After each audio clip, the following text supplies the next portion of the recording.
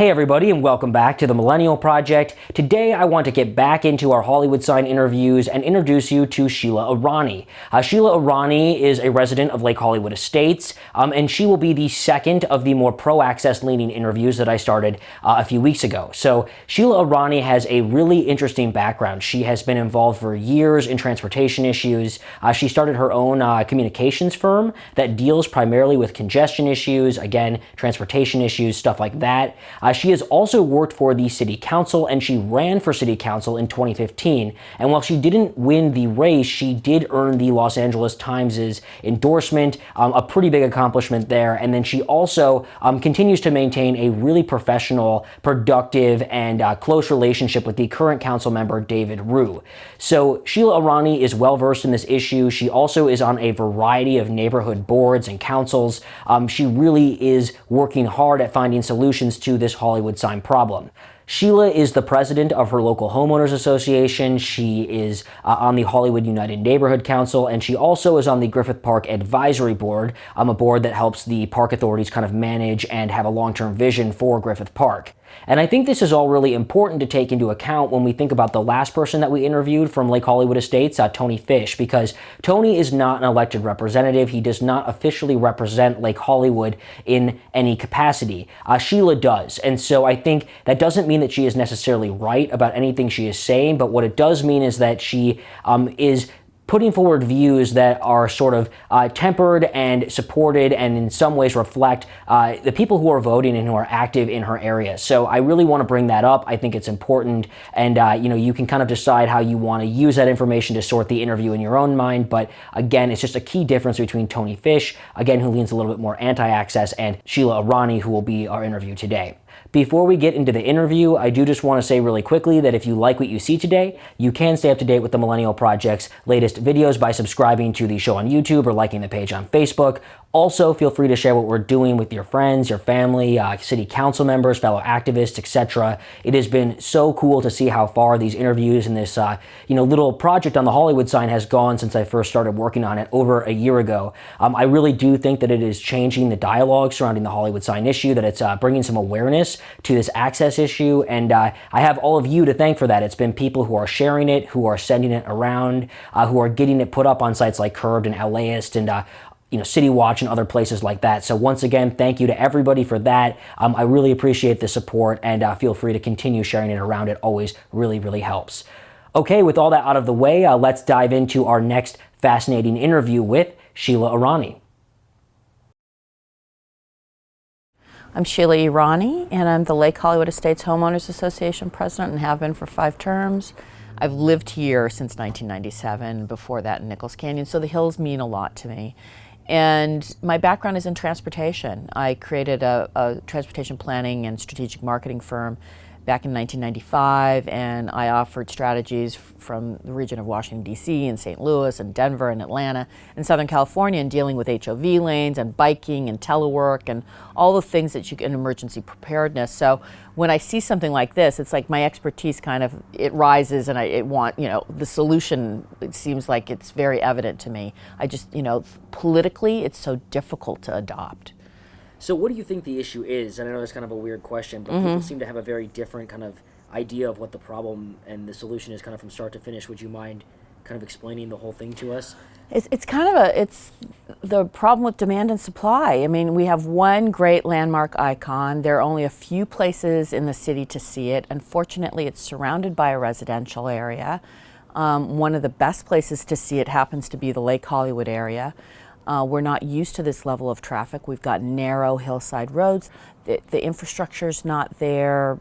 Nothing has been added to account for the fact that we have this increased level of activity up here. So, as a homeowner up here, what are the issues that you deal with on a regular basis? Well, we have people who are visiting from all over the world, and many of them smoke, and they don't understand why there'd be any kind of measure to prevent them from smoking when we're surrounded by 80-year-old brush that has not burned. And we had a 7-year drought. Yes, it's just recently rained, but before that, I had 2 fires up here caused by smokers. one caused by fireworks through, kids just shooting them off and hitting the dry brush. So we're kind of always on edge as far as the fire problem is concerned. And then, of course, the traffic congestion. Narrow roads, we're all looking to go to work or go to school or whatever it is that we need to do during the day, and now it's taking that much longer. And we have to get behind cars that are stopping in the red zones in order to take that quick photo of the sign. And it's just the nuisance factor has really increased, and the quality of life has gone down tremendously. So when was it that this issue really came to a head? Because I know for a long time there weren't that many people trying to see the sign, especially right. You couldn't find it. Yeah, right. It really is the advent of GPS on your mobile phone. So it's so easy now just to put something into Google Maps and it'll send you up here. These narrow hillside roads would typically scare somebody from coming up here. And suddenly, just by listening to, the little woman on the GPS, she's telling you to turn here, turn there, and all of a sudden you're here. So the ease of it now has made it very convenient for a lot of people to shoot up here, take their photos, maybe enjoy the park for a short period and then leave. Move on to the Universal or the Walk of Fame or whatever it is that they come here to visit. And the tourism levels have increased recently as well, Yeah. right? Do you mind kind of explaining why that has occurred? Well, I think a lot of it has to do with the dollar's weakness against the euro a few years ago, and I think a lot of Americans found themselves needing to stay at home rather than go abroad. So what's a city that a lot of people haven't seen? I mean, LA was not, top 10 destination for most Americans. You have Chicago and New York and San Francisco, but LA has recently become a lot more popular. You've got Universal Studios and things like that to come and see. And so I think people found this a reasonable, it's priced right, there's ample hotels, there's enough to see, especially for your family, and people are coming over here in droves. And we're finding the statistics are showing LAX has got more people coming through its gates. The hotels have got, more and more increase in demand, and now we've got more people coming up to the Hollywood sign. And it sounds like the problem for you guys is basically it's great that people want to come up and use the Yeah, park, right. etc., but that this is just really not equipped to handle. Yeah, I mean, it's a public it's a public park. These are public streets. Tourist dollars are highly valued by any, government and by the citizens because it means we don't have to pay as much in tax dollars. I get the value for it, but I think those of us who can kind of keep a level head would say then the government's job is to protect its citizens, its residents, to take a portion of those funds that they attract from tourism and reinvest it into the infrastructure that is needed to handle all these tourists. The fact is the sign is probably one of the few landmarks, if maybe the only landmark in the world that is surrounded by homes and there's no management of it whatsoever. A lot of places have visitor centers, and I've always talked about, I think the city needs to think about it seriously, putting a visitor center on Hollywood Boulevard that's a straight shot to the sign, offer Ferris wheel, a platform, have celebrities come in for autographs. These are the things that tourists are coming into LA for. Give it to them, make it easy for them so they don't have to hike up these narrow hills. There's a cost to it. Have all the tour vans generate, their origin can be there and they can take them all around the city. To me, that's a way of making millions of dollars for the city. I mean, there are a number of vendors who could rent booths in the facility. There's a great place on Hollywood Boulevard, Florentine Gardens, and there's like a theater right next to it that the owner of Florentine Gardens recently purchased. Deep, deep parking lot, straight shot to the Hollywood side with literally one palm tree going this way and one palm tree going that way.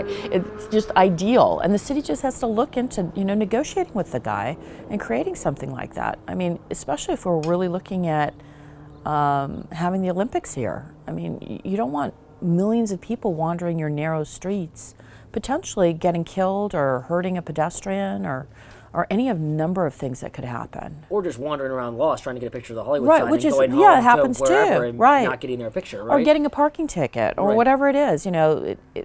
We're not managing it. It's a matter of just somebody focusing on the issue. And, as I was running for LA City Council, it's one of the things that I said is, why don't we have somebody in charge of tourism? I recognize the Hollywood Chamber does it, but the Hollywood Chamber thinks of businesses. They don't necessarily balance it out by thinking of also the residences. So those of us who are, who live here have to, say, okay, we'll give up, we'll compromise in some ways, but at the same time, the city has to give a little bit too. So you've done a lot of work to both mitigate the current issues, kind of the short-term and Right. the long-term problems. Right. Do you want to talk a little bit more about Sure. that? I know we kind of briefly talked about the visitor center, but in general, I know you have a lot of solutions. Well, the primary, when you see as much activity as you do, the quickest thing to deal with it is enforcement. You've got all the rules on the book. You're not supposed to smoke up in the hills. You can't park in the red zones or in front of a fire hydrant. It's not like I have to create new legislation to meet with the needs of the residents. What we need is enforcement, and the excuse has been over and over and over is that the city doesn't have enough money for park rangers, and that's essentially what we need. We don't need somebody with a gun. We don't need somebody to write $1,000 tickets. We need somebody who's basically the voice of reason, who's standing up there and basically says, hey, could you move your car? Could you please not smoke?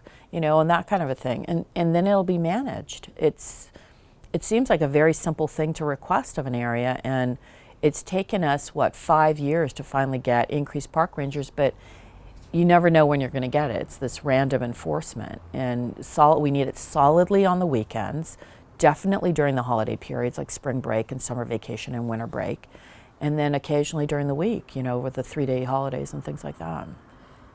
You have also talked about trying to figure out ways to kind of allow the city to pull in revenue that would be needed to cover some of these new tasks for police, etc. Right. I mean, I know you had been told the city didn't have enough money, which may or may not be the case. But what are your ideas for kind of getting some more funding? Well, you know, when I talk to the Rec and Park people, they'd say that it costs on average $100,000 to get a ranger, and that's their salary and benefits, and they need a car and things like that. So I said, okay, we need at least 3, you know, because you have, 24 hours and 7 days a week, et cetera. So I was saying, well, what way would be the best? And it has to be consistent, and it has to always, because once you hire somebody, you can't just fire them because you don't have the money.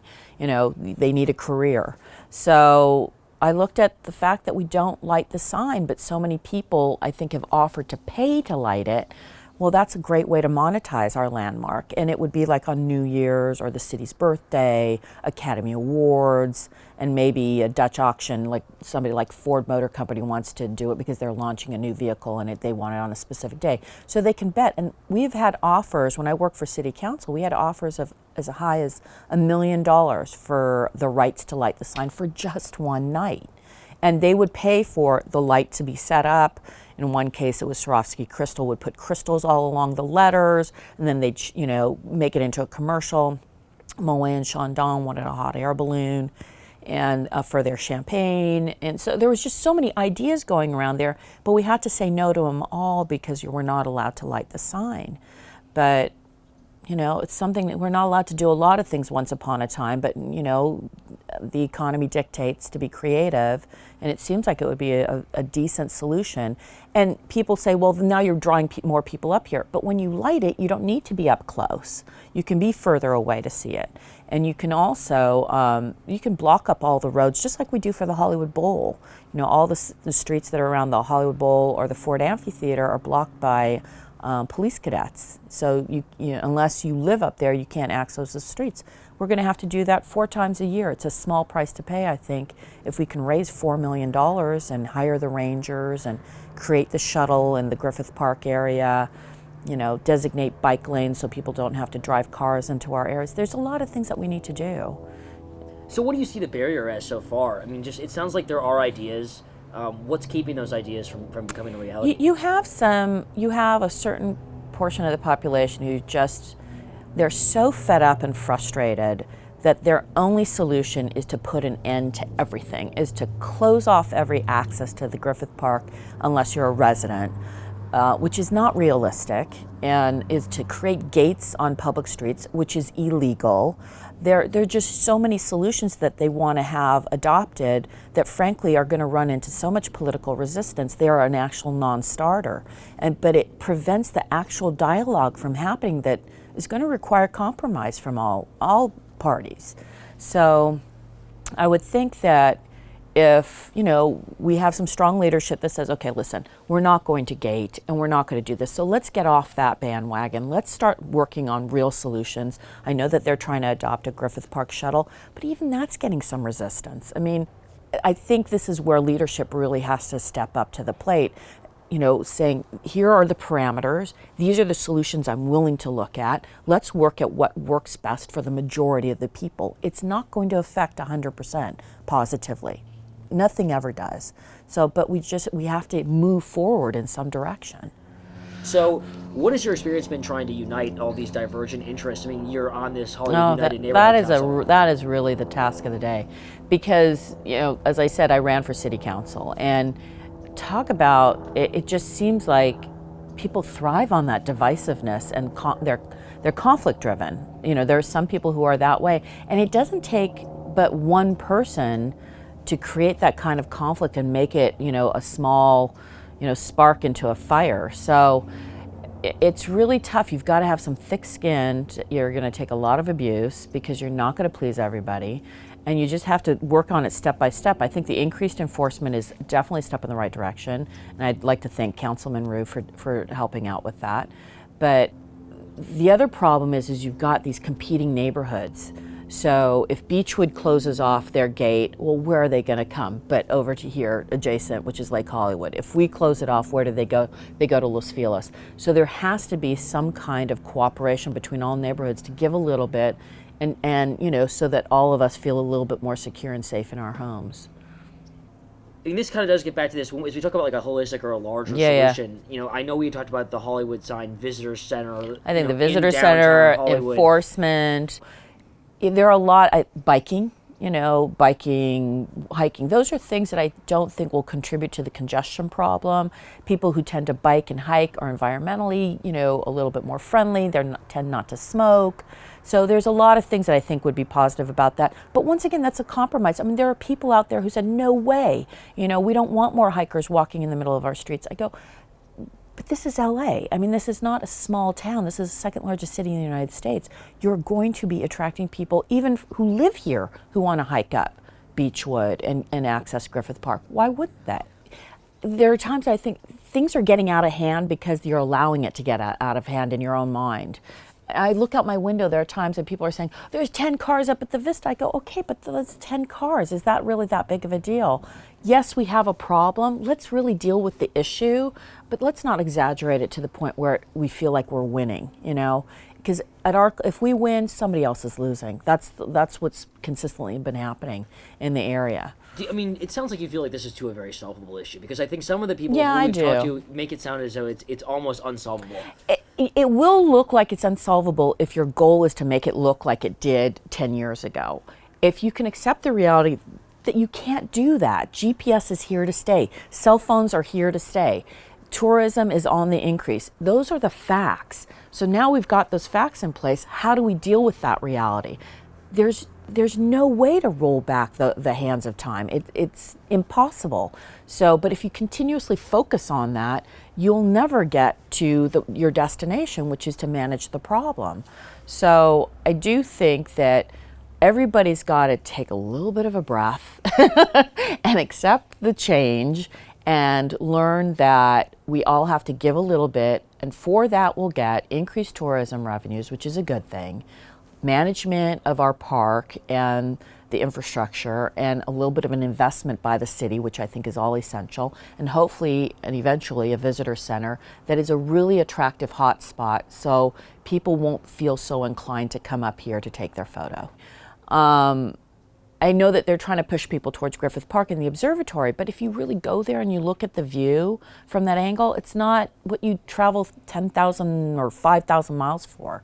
So to me, listen, consumers are rational. So if you give them an option that doesn't fit their needs, they're going to find a way to fit their needs. And that's what's happened. That's why they're climbing these hills or going down and eroding hillsides just to capture that perfect shot. So a lot of people in the neighborhood, in the Beachwood neighborhood, have a lot of negative things to say about Tom LaBonge. I was curious, I know you kind of worked in his office. I was curious if you would be interested in explaining a little bit about where you guys were coming from as you've been trying to mitigate this issue over the past few years. I actually took the job with Tom LaBonge saying that I could help the area by making it more of a forefront issue for him by being on his staff.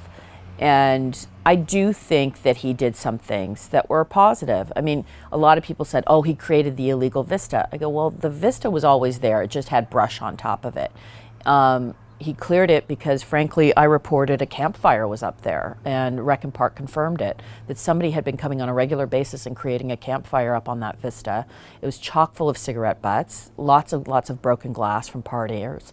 So it was a problem, and because it had so much brush on it, even though it was low-lying kind of dry brush, people would stand in the middle of the street to get their photo with the sign rather than standing at the vista. So it was, by doing that, it actually increased the safety of the area. Is it the reason why this is so popular? Well, you could always get your photo with the sign even before that, because we have a park that's been there since 1965. We have the South Vista that was created there in 1965. So it's not like, I don't think it probably did make it a little bit more attractive, but it wasn't the end all.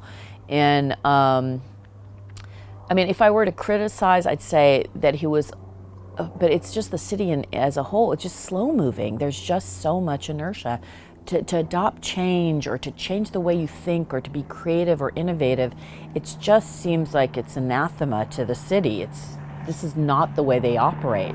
So for somebody like me to come in there, an entrepreneur who's been working for herself for 20 years and offer all these solutions, it's like, oh, that sounds good, but, it's like always that kind of resistance, and you just have to be patient and diligent and determined and just stick it out with that.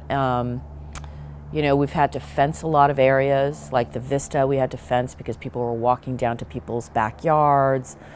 Those are the kinds of things, I wish I didn't have to do as a homeowners president, but, first and foremost, I need to protect the safety and livelihood of the residents in this area. And I had support from the council office under Tom LaBonge for things like that. Increased enforcement. We had police cadets every single day for almost 2 years during the summer, and he paid for that out of his discretionary fund. So it sounds like he hasn't been as, I think he it's retired. Never so black and white. It's never black and white. And I think, he doesn't have now the ability necessarily, I think it's, people tend to just blame the person in office. Right, because he's not there to he's not there, and there's a new protect guy, himself. And now it's always his, it's his fault. So. But, I think the current councilman is realizing how complex this problem is, and there's no easy fix, and 100% of the people are not going to be happy with whatever you do. You're going to be, irritating somebody, and unfortunately, there are a few people who are adamantly opposed to almost every solution except for the closure of the park, of Beachwood and Deronda and Mulholland and all those things, and they're very loud. I think they're in the minority, but they're a very vocal minority. As someone from that background, again, do you feel that this is like some crazy out of left field problem, or is this a problem that's workable with strategies that exist? Yeah, it's definitely, problems? I think it's solvable. I think it's workable as long as the expectation is realistic. If you're expecting to roll back the hand of time to 1990 or even the year 2000, you're not going to accomplish the right end. But if you're saying we can have tourists up here, manage the level of tourism that's coming up here, give them an alternative so that they get the right things that they're looking for when they come all the way here to visit, then I think we've got easily a lot of strategies that we can employ, and I think they're cost effective. I think they could even be revenue producers for the city if we just take a little bit of a chance and invest. It's called managing your infrastructure. These are your assets. This is the leading asset of the city, right, is the Hollywood sign. It's the best known billboard in the world. So, we have to manage it. For years and years we didn't. We let it go to pot. Up until what? I think I was in high school when we had to raise funds to repaint it and redo it. The letters were literally on the ground. There was like a couple of letters still standing. Can you imagine that this was this great asset and we just let it, so that's the kind of history it's had. Once upon a time it was neglected and overlooked, and now it's loved to death. So. Well, okay, that is my last question. So thank you again. You're very welcome. It's nice to talk to you.